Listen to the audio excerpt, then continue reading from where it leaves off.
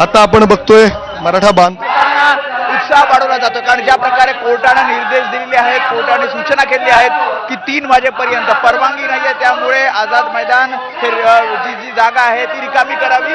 आणि त्यामुळे आपण बघतोय कशा प्रकारे कोर्ट म्हणते की खाली करायचं हे आझाद मैदान. कोण आम्ही खाली करणार नाही. आम्ही खाली केव्हा करणार? आम्हाला आरक्षण भेटल्यानंतरच खाली करणार. आमचा जीव जरी गेला तर आरक्षण घेऊनच जाणार. आरक्षण घेतल्याशिवाय इथं कोणी जाणार नाही. मी वंजारी समाजाचा, आपण कोणासाठी आलोय?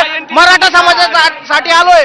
आणि जे म्हणताना आरक्षणाची भीक मागती, अरे यांनी सोडलं तेव्हा तुम्हाला आधी भीक भेटली. मनोज दादांना नोटीस दिली पोलिसांनी. आता कोर्ट म्हणते की 3 वाजेपर्यंत आझाद मैदानला खाली करा, परवानगी नाहीये आजची. काय पुढची भूमिका? तुम्ही काय आंदोलन? आम्ही फक्त दादाचा आदेश पाळतोय. दादानं जर आम्हाला आदेश दिला मंत्रालयामध्ये घुसा, तरी आम्ही मंत्रालयामध्ये घुसा नाही. पण दादानं आम्हाला सांगितलंय आपल्याला मराठ्याला गालबोट लागून द्यायचं नाही. आम्ही तुम्ही शांत राहा, म्हणून त्यांचा अंत बघू नका. मराठ्याला दादांच्या मागण्या सगळ्या आजच्या मराठ्याची अवलाद एक वेळेस मॉडेल पण वाकणार नाही. इथं जीव जरी गेला तरी आरक्षण घेतल्याशिवाय जाणार नाही. तुम्ही कुठून आलाय? धाराशिव रुईभर थांबणार इथेच? 100% मरेपर्यंत, जोपर्यंत अंगात रक्त आहे तोपर्यंत. राज्य सरकारने, पोलिसांनी, कोर्ट म्हणते की राज्य सरकारने पोलिसांनी लक्ष द्यावं आणि आझाद मैदान त्यांना खाली करण्यास सांगावं. करा ना म्हणावं. मराठ्यांचं रक्त काढून बाजूला घ्या, बाटल्या भरा, की तुम्ही तिकडे विका. आमचं रक्त काढा, आमचं देव उचला, फेका बाहेर आणि करा रे काम. त्याच्यामुळे एकीकडे सुनावणी सुरू आहे आणि पुन्हा एकदा दुपारी 3 वाजता सुनावणी सुरू होणार आहे. मात्र त्याआधी आझाद मैदान खाली करावं अशा प्रकारचे निर्देश कोर्टाने दिले. आपण बघतोय आंदोलक आक्रमक आहेत. आंदोलक म्हणतात की जोपर्यंत मागण्या मान्य होत नाहीत तोपर्यंत आम्ही आझाद मैदान सोडणार नाहीत, मुंबई सोडणार नाहीत. आणि त्यामुळे राज्य सरकार असेल किंवा पोलीस असेल नेमकी काय ऍक्शन घेतं की हे बघावं लागेल.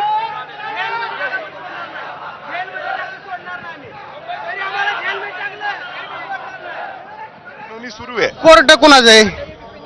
कोर्ट मध्ये नियम, सरकारचा नियम आहे ना, सरकारचा नियम आहे ना.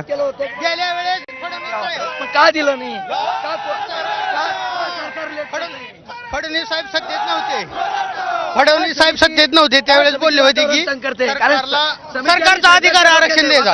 अर्थात जर आपण बघितलं की हे दादा इथं भाकरी आणि हे सगळं जेवतायत एकमेकांना. पाकिस्तानवरनं आलो का? आम्ही इथं थांबू पण शकत नाही. मुंबईमध्ये आम्हाला अधिकार नाही का मराठी माणसाला थांबण्याचा? आम्ही शिस्तीचं पालन करतोय ना सर. अगदी काल जे सूचना दिल्या गेल्या त्या सगळे जणांचं पालन या ठिकाणी झालेलं आहे.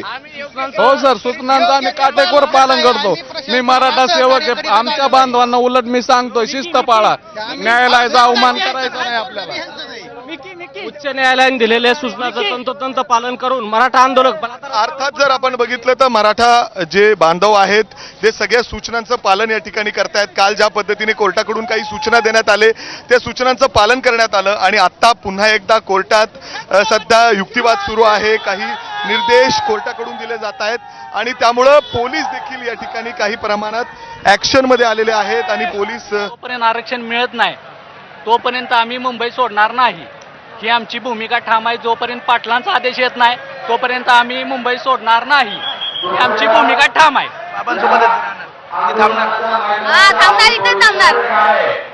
त्याच्यामुळे आपण पुन्हा एकदा बघूयात की आझाद मैदान 5000ची क्षमता जशी अट घालून दिलेली आहे. आणि आपण बघतोय की जशा प्रकारे कोर्टाचे निर्देश आले तशा प्रकारे मोठी गर्दी झाली आणि आक्रमक मराठा आंदोलक, आक्रमक मराठा बांधव आपल्याला इथे पाहायला मिळत आहेत. घोषणाबाजी केली जाते, एकमेकांचा उत्साह वाढवला जातोय आणि त्यांनी एक निर्णय घेतला, एक निर्धार केलेला आहे की जोपर्यंत मागण्या मान्य होत नाहीत, जोपर्यंत सरकार शासन निर्णय काढत नाही तोपर्यंत आझाद मैदान आम्ही सोडणार नाही. मोठ्या संख्येनं आपण बघतो अगदी बाहेर जर आपण बघितलं तर जे टेम्पो लागलेले आहेत, जे टँकर आहेत त्याच्यावर सुद्धा मराठा आंदोलक आपल्याला पाहायला मिळत आहेत. खरं तर मनोज जरांगे पाटील हे नेमकं काय बोलणार, पुढची भूमिका ते काय सांगणार, पुढचा निर्णय काय ते देणार याकडे सुद्धा त्यांचं लक्ष आहे. आणि म्हणूनच मोठी गर्दी आपल्याला आझाद मैदान मध्ये पाहायला मिळते, आझाद मैदानाच्या बाहेर सुद्धा पाहायला मिळते.